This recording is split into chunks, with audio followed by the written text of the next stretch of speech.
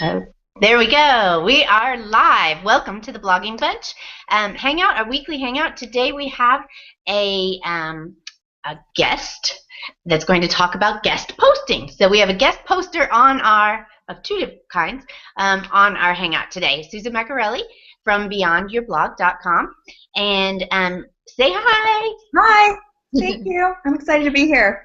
Yes, we're super excited because personally, I know this is an area that I know that I need to focus more on, and I know a lot of bloggers are like, well, how do I even get started guest posting, and why would I even want to guest post? So we're going to start there today, and then we'll move on to talking about specific sites that you might want to work on getting featured on. So, Susan, why do we want to guest post? So many reasons. I actually did this post once about the benefits of guest posting because I think a lot of people were like you're saying, where it's like, well, what does that even mean? It sounds like more work for me, that kind of thing. There's so many reasons. For some people, and for me when I was first starting out, it was a lot about just building my confidence and honestly like an ego boost a little bit because like, oh, somebody else is validating that my writing is at least worthy of their site. So that's it for some people. As you kind of move along and get more into it, there's sites that pay you to, when they publish your work. A lot of times certain sites will offer really good like community for their contributors, whether it's a Facebook group. One of the ones that I usually throw out around that benefit is What the Flicka. It's Felicity Huffman's, site. And they've got a great community, their Facebook page, and they'll do a newsletter to their contributors. They actually do it once a week. I'm amazed that they keep up with it. To contributors, I'm a contributor there, and so they've offered things like opportunities for contributors to like go to movie premieres and cover them and stuff like that. Now, I'm not in LA, so I don't usually take them up on that offer, but they have a really great community, so that's, a reason for some people. Increasing your site traffic is huge as well. The traffic one, you kind of have to really experiment with the sites because one site might send you a huge volume of traffic, but there's sort of these one-visit wonders, people that are just like on your site for a second and never come back. Whereas you may Kind of stuff. exactly, and so another site you might not get nearly as much traffic, but it's the readers are really loving your niche and they're sticking around and they're subscribing and you're getting followers and that kind of thing. So ideally you want huge traffic and all of them love you, but it takes some playing around to kind of find out what sites are the best. And some people, the traffic is not as big of a deal for them. They're looking to get their message out there or educate people or advocate for some cause. But there's really, tons and tons of different benefits. It depends. You really need to be clear on what are my goals. I take that back. You don't need to be clear on what are my goals because I wasn't when I started. I was just like, let me see what happens here. And the more you do it, it kind of helps you clarify your goals because you'll have a guest post somewhere and then you'll feel like, or you'll be featured on a site and you realize like I didn't get anything out of that. What was it that I was looking for that I didn't get there, and where might I be able to get it? You may be wanting to network with editors and bloggers. So for me, I didn't realize it was a benefit, but I was, being published on various sites for several months, and then I started Beyond Your Blog, which is, my site that sort of promotes submission opportunities and gives tips to bloggers and interviews editors about what they're looking for.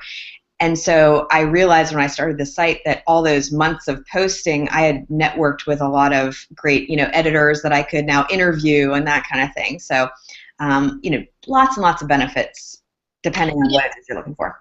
Yeah, the networking, that's a big deal because blogging is a lot about networking and who contacting, and this person can share with their community and getting the word out. I do hear sometimes from people like, I wrote this great post. Why would I want to put it on somebody else's site when I can put it, like I want it on my site. It's my, how do you get past that? Yeah, so I felt that way too, and then somewhere, I don't know if it was like a post I read about guest posting, but it's somewhere I read, and I don't remember the exact quote, but it was like, I think it was like myths about guest posting or something, like you should save your best work for your own site was a myth, because really,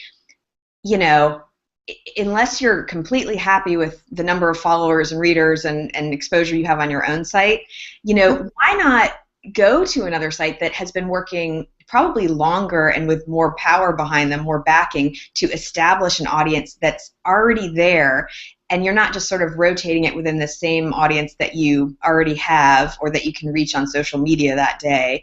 So I like the fact that if I'm, publishing something on BlogHer, I'm reaching a whole lot of people that were not coming to my blog already, but that might come to my blog now. So that's part of it. And then another thing I don't think people realize is there's a lot of sites that will republish content. So if you've published it on your own blog, New York Times Motherlode is not interested, but Mamapedia might be, or BlogHer definitely is. You can republish content there, or HuffPost, or lots and lots of sites, big and small, will republish content. So don't feel like you have to be publishing 3 posts a week on your own blog and writing original content all the time if you want to be successful with guest posting. That was going to be kind of my next question. Like, how do you maintain all this, like a publishing schedule on your own sites, right? You have 2 sites plus posting.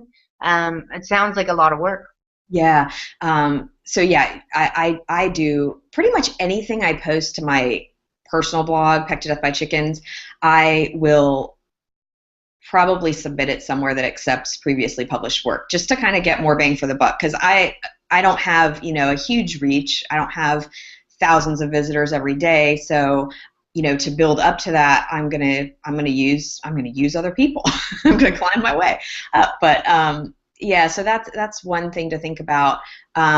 Another thing, and this is sort of taking it to the next level, I would definitely be getting published and featured in places for a while before I do this, but a lot of the folks that follow Beyond Your Blog have, not a lot, but several of them have opened their own personal sites up to accepting submissions from other, and beyond just, I'm going to have somebody guest post now and then. They have actually kind of turned their personal blogs into more of submission type sites where they have, pretty steady submissions coming in. And one example is Mom Babble. It's a really cool site that she had pretty successful personal blog and then opened it up to submissions. So she's got great content on her own site, some of which she writes, but majority, I think, is from contributors. And she is submitting to lots of other places, kind of drawing them back to Mom Babble with her own writing, because she now has that more free time to write and submit, if that makes sense. Yeah. Okay, so we know the guest posting is good for us. We should be doing it, and at very least, and lots of times that's called syndication, right? So the other sites will syndicate your work. Yeah. So we find those sites, and let's talk about tips that we actually, 2 places we want to talk about today where people can go for those syndication, which you mentioned earlier, BlogHer and HuffPost. How would we get started? I think BlogHer is a little bit easier. Yeah. So BlogHer, let me mention one more tip. I'm looking at my notes over here that I forgot to mention before I go into BlogHer is, there's a lot of sites out there too that will tease your work and send traffic back to your site. So Bon Break is a good example. So again, if you've written that post already and it's sitting on your site and it's kind of run its course, if you submit to like a Bon Break, or Sits Girls does it too with their blogging tips. I just had a good experience with them personally, where they will post just like a paragraph of your post and link the readers back to your blog to read the rest of it. So that's just another thing I wanted to mention about traffic. But Blogalina does that too, I think. Do that? Okay. I have to check that. I think I have that newsletter, but I need to, how sometimes you get a newsletter and you're like, I need to start reading this. So I need to do that. But so BlogHer, yeah, that was actually the first place that I ever, I'll call it guest posted. And I recommend that as a really good starting point. If any of you are watching and saying like, oh, I don't even know where to start, like I'm afraid of rejection, you're not going to get rejected at BlogHer.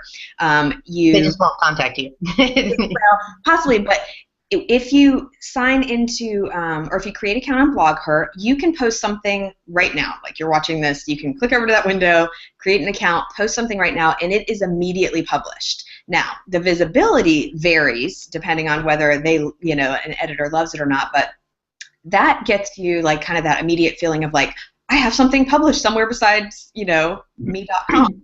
And so, can I stop you for a minute? Yeah. Okay, so I know, and this was something I'm personally confused about. So you can submit this syndication, like here's my post that I want to tell you. There's that form that you go through, but what you're talking about is like your own kind of blog on BlogHer. Yes. So the syndication that you're talking about is a form. You can go in and say, hey, I would like you to syndicate my post and pay me $50. Here's the link. Contact me if you're interested. I've done that many times, never been contacted. Yeah. I have been paid by them to write, so that goes back to the other thing though. So what I did was I wrote this post. I'm a closet QVC watcher, not closet anymore because I just told you, but I'm 39 and I like my QVC. So I wrote this post about how it was kind of a silly post about like, the misconceptions about the QVC watcher. And this was like last January, and I figured out like, oh, I can just like post this to BlogHer. A lot of times you'll hear people calling it cross post. So I cross posted it to BlogHer, meaning it was already on my own site, copied, pasted, put it up on BlogHer under my account. And as I would do back then, I would watch my Google Analytics because I had nothing better to do. And one day I saw like 5 people on my site, which at the time was a lot. And I'm like, where are they coming from? And they were coming from BlogHer. And it was that post. And that was what kind of got me hooked. Like, other people are sending me traffic. This is great, So yeah, what you do is just create an account on BlogHer. In fact, you just log in, create an account, then you would go under your account and say create a post. You put a title in, you categorize it. So for my QVC post, I think I put it under humor and maybe a couple of other. You can pick up to 3 categories. So then I hit, publish. I cut and pasted my post in there, published it, and it showed up on the humor section of BlogHer and wherever the other sections I put it in. And it will not have a photo right away. If you're just getting started, you're going to say, why do those other ones at the top of the page have photos and people are going to click on those because they look better than my little text post? The only way you will get a photo attached to the little preview on BlogHer is if they feature, or if they've syndicated, but if they feature your post. So once I put my QVC post in there, and that one did not even get featured, though it got a lot of views, but once I don't even remember, I had a Valentine's Day post that got featured.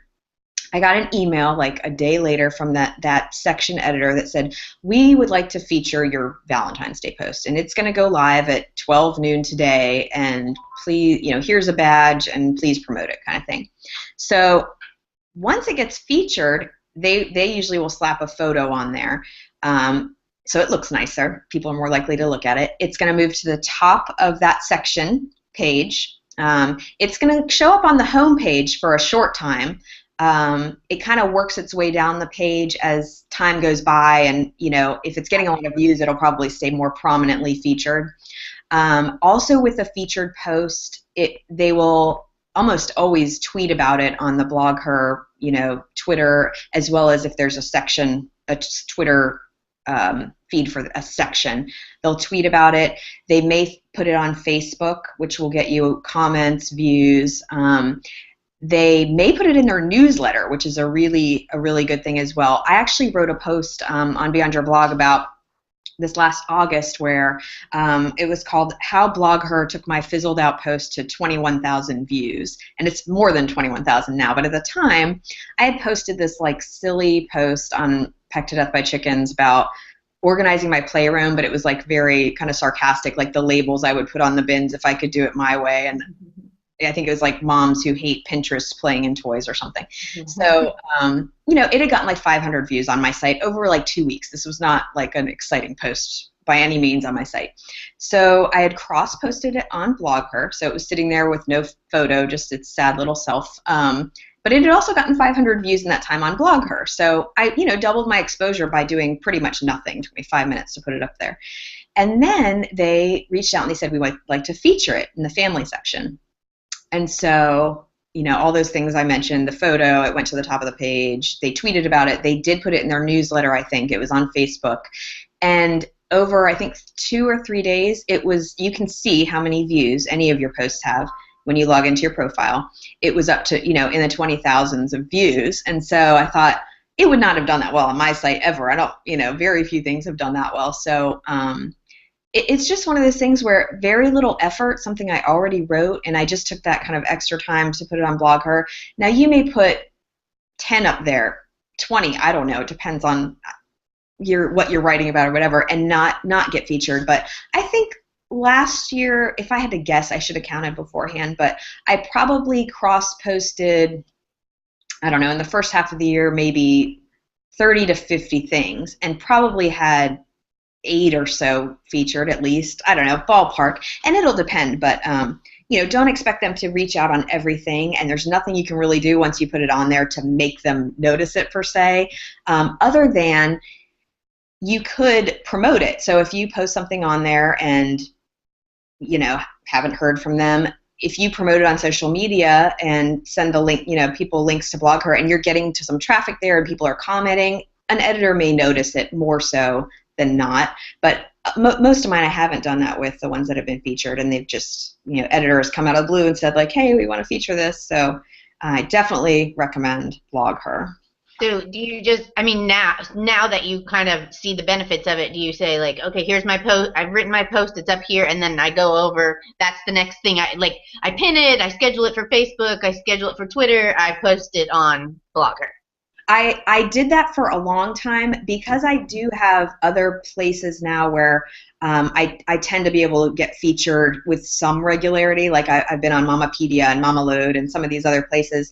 I'm a little bit weary that if BlogHer does feature it and it's getting like tens of thousands of views on BlogHer, that somewhere else may not want to take it. So I definitely put things on BlogHer still. I just don't do it with everything. If I know I'm going to submit a piece somewhere else and I'm kind of waiting to see if it gets accepted, I'll wait to put it on BlogHer. But for very many months, I did put everything on BlogHer, and I still put a lot of things.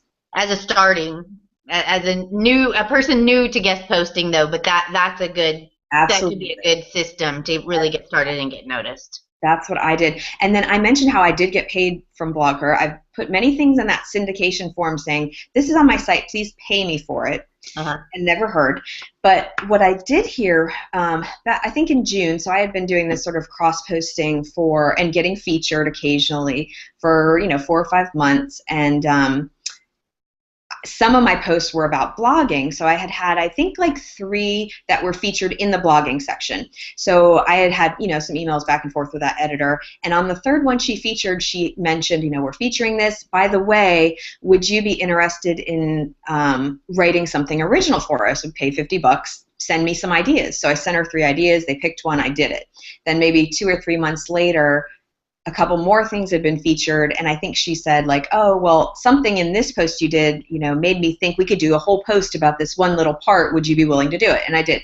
And then again, she reached out to me in January about just a topic she had in mind, about newsletters, and I did that as well. So you may have great luck with pitching your syndicated posts and them paying you. I haven't, but I have had luck just by being sort of a present on the site and being featured, and the editors kind of knowing my work by that. Good. Great tips. Okay. Yeah. Okay, so we got BlogHer. I'm doing this. Like, we're hanging up, and I'm gonna go. I'm checking. HuffPost. Let's move on to HuffPost. Now, this one is a little bit harder. Yeah. How do you do that? It is. So, when I started Beyond Your Blog, I'm talking to people who want to get featured places, and I was not a HuffPost blogger. So with, so many people wanting tips on how do I get on HuffPost, how do I get published here, I figured I better figure it out pretty quick, even though I had not had any success. I had been using their blog pitch form. It's just a link, and you put in your information, you hit enter, and many of us never hear anything again. It goes into a black hole, and that's it. So I started asking a lot of people who read my site and stuff, like how did you get on? And I would hear everything from I emailed Ariana Huffington directly, which there was no way that I was doing, to I tweeted an editor and yeah, I've heard that too. Yeah, I went viral and they came to me. Well, I can't really do anything about that. So the way that I got on, again, you cannot replicate this, but I'll tell you how I did it. I do this podcast every week with an editor, so I can say, like, what are the tips? How do we get on your site? So I finally got an interview with Emma Mustick, who is a senior editor at HuffPost Parents, last month. And so we went back and forth on logistics, and like I was so excited because I knew people were going to love this interview, and she told us all kinds of good stuff. But the day of the interview, we're going back and forth in the morning over email, and I get this email from her that says, "Oh, I was searching for your email about the podcast in my mailbox, and I came up with this email you sent to me in August," because I had like stalked her, the Twitter page, figured out it was her, and somehow found her email directly and emailed her this post about how my husband can't decompress after work and he talks like work speak in the house. So she's like, "Oh, I really liked it. Well, let's publish it." So I am so excited. I'm thinking, I have this interview with her today. Like I am, going to get published. And sure enough, that night I got the email. It's like an automated email from HuffPost that says your account set up. I went in, published my own post. That's sort of how it works. You get this sort of back door. You're a HuffPost blogger, and you can just submit things. Then the blog team reviews them and sort of posts and promotes them according to how good they think they are, probably. So I have not been the main feature on HuffPost Parents by any means, but I've had some things featured, and it was exciting. So I've written a lot about that, and I've collected a lot of tips from people about how they got on. So I do have some tips for those of you who either are afraid to do it, which you shouldn't be because they don't send rejections. So worst case, you just don't hear anything. They say they send rejections, but I don't know anyone who's ever gotten one. So, okay, so first thing, you can use their blog pitch form. Go to HuffPost, bottom of the page, hit contact, and then there's a link in there to pitch something. It doesn't hurt to do that. It's easy. Takes you 5 minutes. I heard they get like 30,000 a day or something. Probably get 30,000. So I think one thing that's the people that have had success with that I've talked to have either been writing about really timely stuff. So Robin Williams after Robin Williams died, or something right now. So it's really timely stuff and catchy titles too. The clickbaity types of titles, to be honest, because through that form, they've got editors there probably looking at that, and they are not reading every one that comes in. So they're looking at the titles to try to figure out what it's about, and the people that I know who've had success with the form have really had good titles or timely topics. The thing that Emma from HuffPost Parents told me was her kind of preferred way, although she does publish things from all different ways that submissions come to her, but she wants you to email their section, which was, I think, parents@huffingtonpost.com. I'm not sure, but I haven't. I'll send you the link, Sarah. I just did a post about it's HuffPost email directory by section. So if you want to email HuffPost College or something, just check there. So, but if you email the section, a human being might see it. So I definitely encourage you to try that. Now, I don't know that every section loves that as a method. Maybe some sections do read everything that comes into the pitch form. I don't know. But I think that's a good way to go. You do want to be careful, and Emma mentioned this too. If you submit through email, make sure you send everything that they're going to need, because they don't have a lot of time to go back and forth like, we need your picture, we need your this, we need your that. So send, make it all inclusive. So put the text of your post in the email, not an attachment, correct? Yeah, I would just paste it right in the email. Your bio, a link to where it's already been published if it's been on your own blog or even somewhere else. They don't care. Typically, they do not care. I mean, they're getting more readers than these other places, but right. They want to know any relevant photos. They love photos. You're much more likely to get featured prominently versus not if you've got good photos, in my experience. Headshot, your social media links, all that stuff. So just make sure your email is kind of all inclusive. I would, you do want to try to have that catchy title no matter how you're submitting, or at least something that they may change your title. And I've talked to many people who they have changed their titles, but to catch their attention, is important.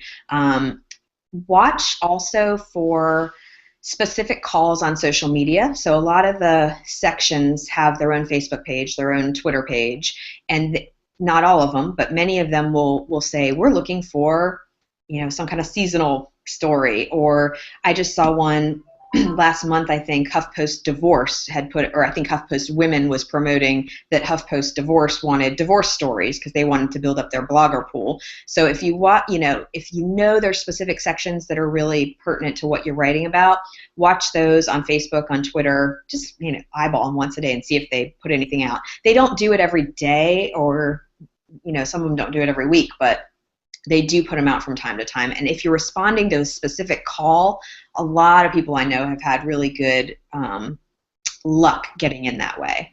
Because I think not so many people necessarily see those. Sometimes they even give you a certain, email address or way to tag, your subject line or something like that.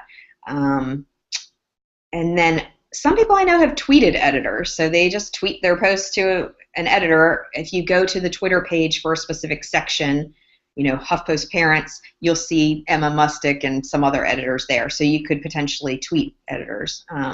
Although for her, out of all the editors, this is just her opinion, but she did say she preferred email. She said that was the best way. So those are probably maybe smaller sections. Like, is there a better, like, parenting's got to be huge, right? Yeah. So like, that is a really good point.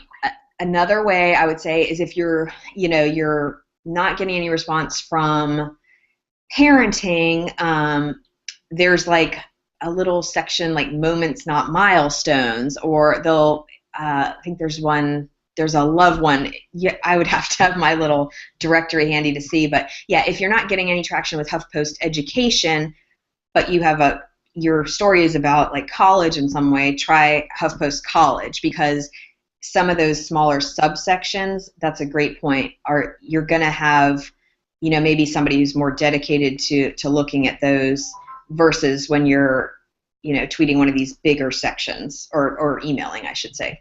Emailing's probably better.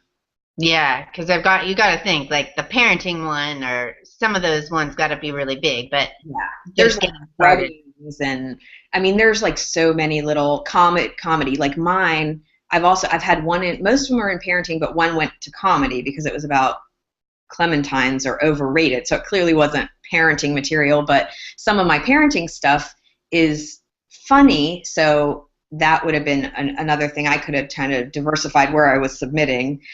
Somebody asked me the other day, well, is it okay if I submit to more than one place? If you're not a HuffPost blogger and you're trying to break in, my personal suggestion would be, yeah, I would submit it to a couple. Like if there's 2 sections, 3 sections that fits into, I would send it to more than one. The worst case is somebody's going to say, yes, this is great, we want to publish it, let me set you up with an account.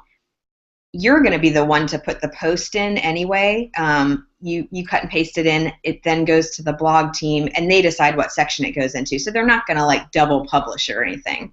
With most places, I would say don't email like 6 different editors. But with HuffPost, kind of the way their system's set up, I think you're okay. That's my personal feeling. And then once you get in, you just have the account, and you can post whatever you want.